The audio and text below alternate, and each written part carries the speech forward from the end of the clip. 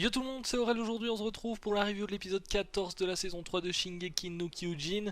Si vous n'avez pas vu l'épisode, je vous invite à aller le voir, c'est dispo sur Wakanim, lien en description comme d'habitude. Et eh bien l'épisode 13 a plu à tout le monde. J'ai vu aucun commentaire négatif, que ce soit sur la vidéo ou bien de tout ce que j'ai pu lire sur internet, parce que bon, évidemment après un épisode comme ça s'agite un petit peu partout sur les réseaux sociaux, etc. Et c'est vrai que j'ai vu personne dire que l'épisode était nul ou pas ouf, etc.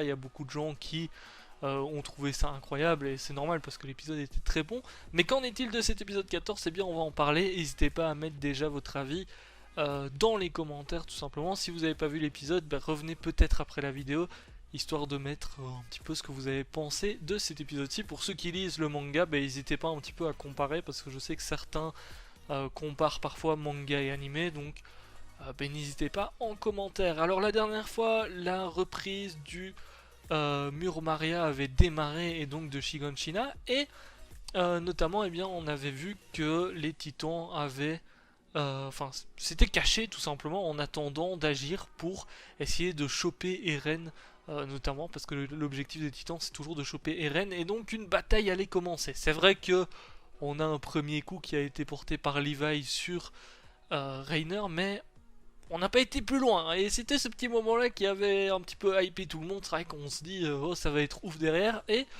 cet épisode-ci était très sympa. Alors certains vont peut-être le trouver un petit peu plus en tout cas sur le début peut-être moins épique, parce que c'est vrai que le début de l'épisode en gros c'est toutes les tactiques d'attaque, et bon, tactique du côté des titans aussi du coup. Notamment on a beaucoup le point de vue d'Erwin, derrière on a le point de vue de Reiner aussi, et personnellement c'est vrai que quand il y a un petit peu de stratégie, de tactique, etc., bah, j'aime bien, je préfère un combat complètement comme ça qu'un combat simplement où on se tape dessus, et on a eu un petit peu justement ce côté stratégique au début de combat, et c'était intéressant dans le sens où bon déjà on voit qu'Erwin clairement il est habitué justement à se battre, etc., parce qu'il a tout analysé et il sait à peu près comment agir, ce que les titans ont comme objectif, etc. Et derrière, en face de lui, eh bien, il y a Reiner, parce que Reiner, lui, il est entre les murs, donc c'est un petit peu un des seuls titans qui va vraiment se battre, parce qu'il y a des autres petits titans, mais dans les gros titans actuellement, c'est le seul qui va être dans la bataille. Et ce qui est intéressant, c'est que, eh bien, on voit que certains personnages se connaissent, notamment, bon, Reiner est un ancien du bataillon, etc. Et ça se voit un petit peu dans sa façon de penser, qui connaît bien Erwin notamment, qui connaît bien euh, les autres du bataillon.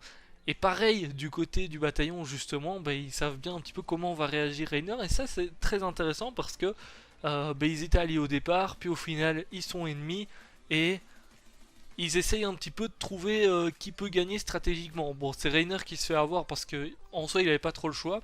Enfin, il avait pas trop le choix. Disons que le bataillon le connaissait assez pour savoir comment est-ce qu'il allait réfléchir, etc. Et ce qu'il allait faire après tout ce qu'ils ont imaginé.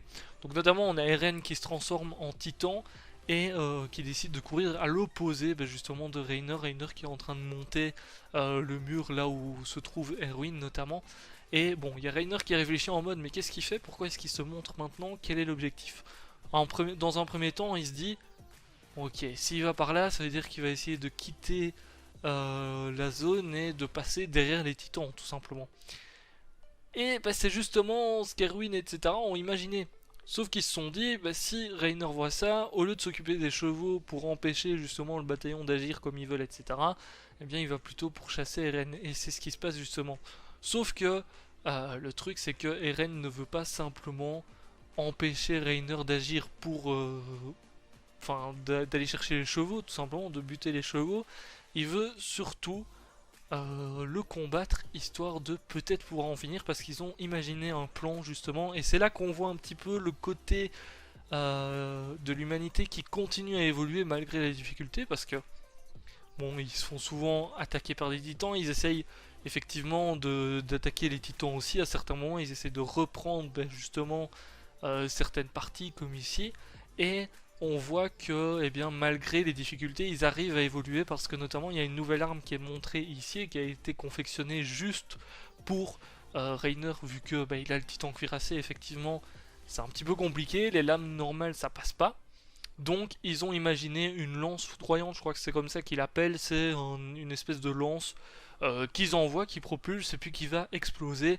Et ça a une puissance assez dévastatrice. Donc on voit un petit peu que l'humanité, ben, l'air de rien, même si elle est en mauvaise posture, hein, depuis le début, depuis qu'on voit l'attaque des titans, ben, on voit que l'humanité, petit à petit, ils perdent leur territoire. Et c'est vrai que c'est très compliqué, mais on voit que malgré ça, ils arrivent tout de même à évoluer pour pouvoir lutter en combat et même trouver des nouvelles armes ou fabriquer des nouvelles armes pour contrer certains titans qui sont beaucoup plus forts que d'autres, parce que Reiner est bien évolué par rapport aux autres titans basiques. Donc c'est vrai que il faut trouver quelque chose pour la battre, et justement ben, les lances foudroyantes vont aider à tout ça. Donc c'est très sympa de voir un petit peu comment est-ce que ça s'est passé, comment est-ce qu'ils ont élaboré justement des plans pour cette bataille, parce qu'ils savaient qu'ils allaient bien se retrouver contre Reiner, et donc il fallait contrer justement ben, le titan cuirassé, et c'est ce qu'ils ont réussi à faire ici. En tout cas de ce qu'on voit. Bon, on voit qu'Eren aussi petit à petit il évolue à sa façon, même quand il est en titan, ben, notamment il utilise son durcissement pour faire des attaques qui sont beaucoup plus ravageuses. Euh, Ce qui en soi est très cool aussi contre Reiner, parce que ben, ça brise un petit peu sa coquille, son armure. Et on voit que au niveau du combat, ben, effectivement, Eren qui était pas très très bon au départ, hein. Je rappelle qu'Eren, quand on le voyait qui combattait, parce que quand il est en titan, il fait les mêmes prises, etc. que quand il est en humain. Au tout début de l'attaque des titans, on voyait bien qu'il avait beaucoup de mal, et petit à petit, il évolue et il arrive à tenir tête. Bon, même si ici Reiner à la fin arrive quand même à prendre l'avantage, heureusement qu'Eren, l'air de rien, a ses coéquipiers qui sont là, parce qu'on a Hansi et tous les autres qui arrivent justement pour utiliser les lances foudroyantes. Deux dans les yeux, ce qui empêche Reiner un petit peu d'agir, et le reste dans le dos. Alors quand même, petite chose, c'est que ben, l'ancien groupe de Reiner, donc Jean, etc., ils ont une petite hésitation. On a vu qu'ils avaient une petite hésitation justement parce que c'était Reiner et que c'est un ancien coéquipier.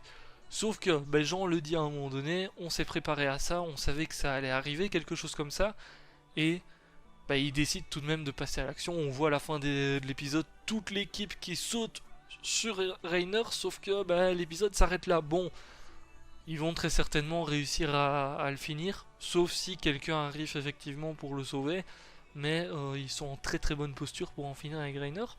Donc on va bien voir un petit peu ce qui va se passer dans les prochains épisodes, mais c'est vrai que niveau combat, bon, je trouve que le combat de Reiner et Ren, moi je trouve ça plus stylé en fait quand il y a l'utilisation justement des équipements tridimensionnels et tout, que un combat de titan comme ça, parce que les combats de titan comme ça c'est un petit peu comme du catch ou des choses comme ça, et ça rend moins stylé. Je trouve qu'il y a un côté épique qui est pas non plus trop là. Par exemple, l'action de Levi dans le dernier épisode, je la trouve beaucoup plus épique que tout ce qu'on a vu dans cet épisode-ci, au niveau combat en tout cas.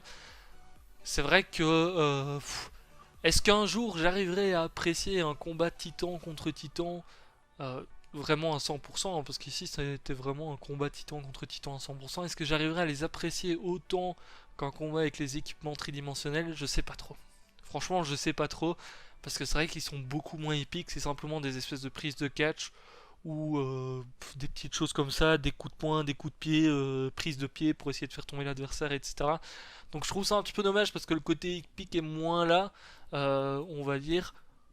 Donc je préfère voir les combats d'autres personnages comme Mikasa, comme Levi, comme bah, quand ils sont en équipement tout simplement. Même Eren en équipement, ça me dérange pas de le voir. Je trouve que ça passe beaucoup mieux qu'en Titan. Mais bon, malheureusement, la série est faite comme ça. Donc voilà, n'hésitez pas à me dire si vous préférez les combats justement en Titan ou en équipement tridimensionnel. Je pense que je suis pas le seul à penser que les équipements tridimensionnels sont beaucoup plus sympas visuellement, etc. Sur ce, bah écoutez, on va se laisser là pour cette petite review. C'est vrai que c'était beaucoup de combats, donc pas grand chose à dire, mais on a vu un petit peu les stratégies et tout. Et je suis impatient de voir encore une fois ce qui va se passer, parce que on a toujours le titan bestial qui est là. Qu'est-ce qu'il va faire ce titan bestial? Ben, c'est vrai qu'il regarde. Erwin pareil, hein, il est là, il regarde un petit peu ce qui se passe des deux côtés. J'espère qu'on aura justement le point de vue un petit peu du titan bestial, parce que je suppose qu'il reste là, mais qu'il réfléchit aussi à ce qui se passe, même si en soi il voit pas à travers les murs. Donc c'est vrai que il sait pas exactement ce que Reiner est en train de faire, mais j'espère qu'on le verra peut-être justement réfléchir au plan des ruines, etc. et de ce qui peut se passer à l'intérieur des murs justement. Sur ce, je vous laisse là, je vous dis à très très bientôt pour une prochaine vidéo. Ciao, ciao!